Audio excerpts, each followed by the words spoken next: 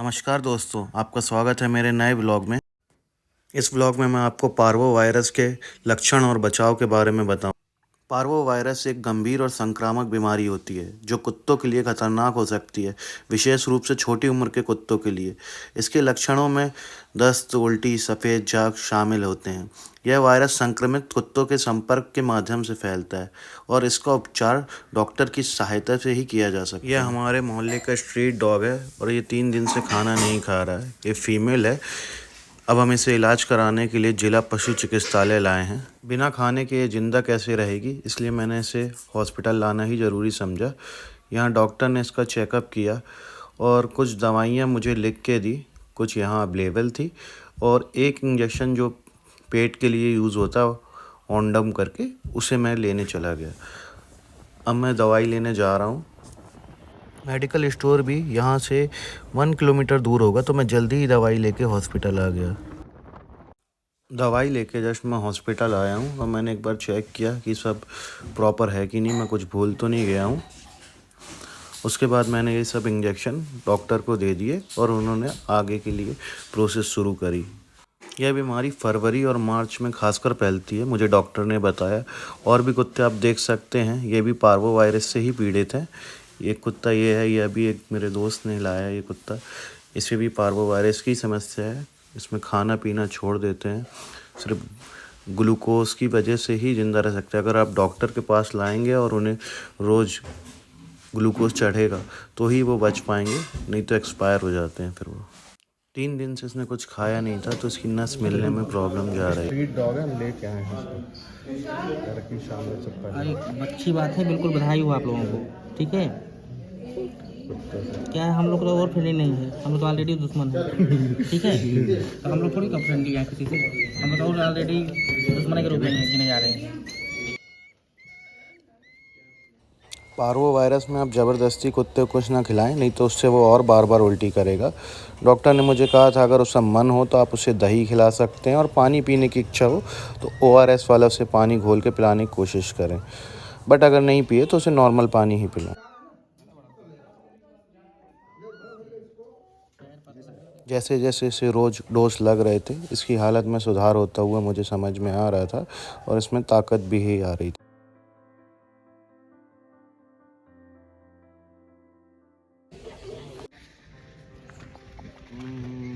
अब ठीक हो गई हमारी काजोल। अभी इंजेक्शन लगा इसको। अब मैं इसे वापस घर ले जा रहा हूँ।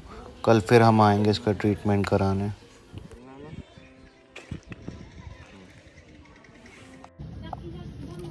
चलो देखो, तुम्हारे भाई बहन मिलने आए तुमसे।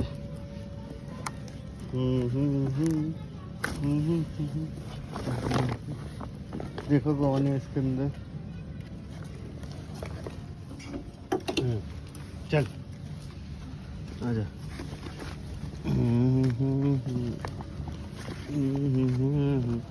ये आ गया।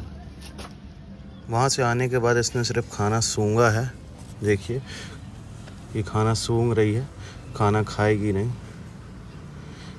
ना। अपने भाइयों के साथ ये खेल रही है।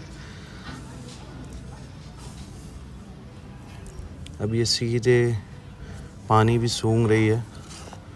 थोड़ा सा इसने पानी पिया है, 1-2 घूंट, और सीधे अंदर जाके सो गई है। मैंने भी इसे चादर उड़ा दिया कि सो जाए आराम से। इसके भाई बहन तो मस्ती करने में ही लगे रहते हैं। देखिए इनका।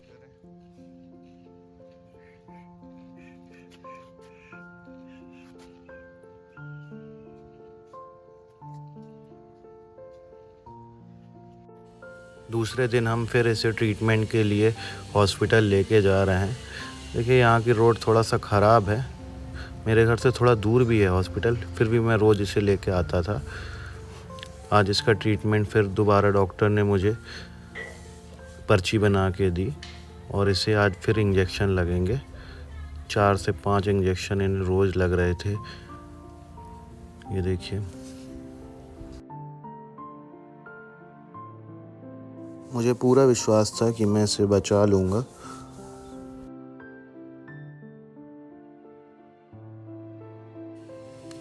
ड्रिप ख़त्म होने के बाद मैं इसे वापस घर ले आया तो निकल के थोड़ा सा दौड़ी, थोड़ा सा इसमें मुझे इम्प्रूवमेंट दिख रहा है ग्लूकोज चढ़ने से, नहीं तो ये खड़े भी नहीं हो पा रही थी, अब तो कम से कम चल फिर रही है।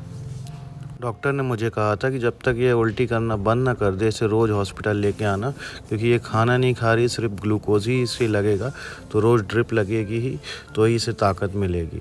तो मैं इसे हॉस्पिटल लेके आ गया। तीसरे दिन भी हमें नई पर्ची बना के दी गई। इस बार मेरा पूरा वैलेंटाइन डे, किस डे, हक डे सब हॉस्पिटल में बीता हमारी ये काली के साथ।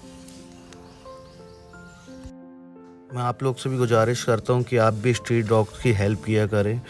उनकी सेवा करने के लिए कोई नहीं है, तो हम कर सकते हैं तो हमें करना चाहिए। ये भी पर्यावरण के एक बहुमूल्य अंग है।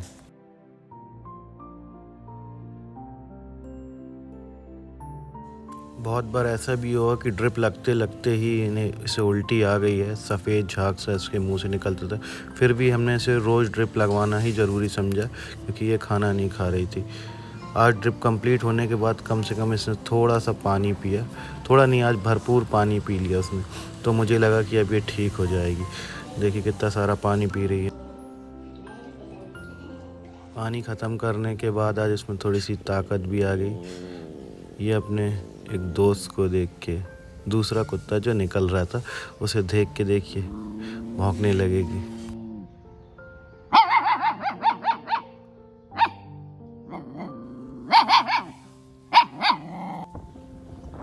चौथे दिन हम फिर इसे हॉस्पिटल के लिए लेके चले आ रहे हैं ताकि आज भी इसे इंजेक्शन लग सके। आज 16 फरवरी है और इसे इंजेक्शन लगने हैं फिर से। आज बेड नहीं मिला तो हमने नीचे ही जुगाड़ से इसका सेटअप बनाया है, नीचे कपड़ा बिछा के ही आज इसे ड्रिप लगेगी। एक सरकारी हॉस्पिटल है, थोड़ा सुविधाओं की कमी रहती है। आज भीड़ भी ज़्यादा थी क्योंकि एक कुत्ते के कान का ऑपरेशन हो रहा था। हमने भी इसका ट्रीटमेंट करा के इसे घर की ओर ले गए और आज इसमें इम्प्रूवमेंट बहुत अच्छा है। ये देखिए आज ये अपने भाई के साथ मस्ती भी कर रही है, मोटू के साथ खेल रही है।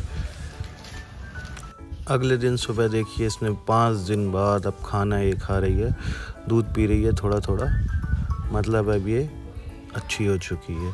अब इसने खाना शुरू कर दिया, मतलब इसके में ताकत आ जाएगी। अब टेंशन की कोई बात नहीं है। मैं डॉक्टर को भी बहुत बहुत धन्यवाद देता हूँ कि उन्होंने 4 दिन तक हेल्प करी तो ये वापस सही हो चुकी है। अब देखिए ये वापस मस्ती करने लगी है, बार बार गेट खुलने का इंतज़ार कर रही है कि अंदर घुसे और फिर मैं इसे पकड़ के बाहर लाऊं। अगर आप लोग को ये व्लॉग अच्छा लगा हो तो लाइक करें एंड सब्सक्राइब करें my channel Sunny Daniel vlogs. Thank you दोस्तों, बाय बाय।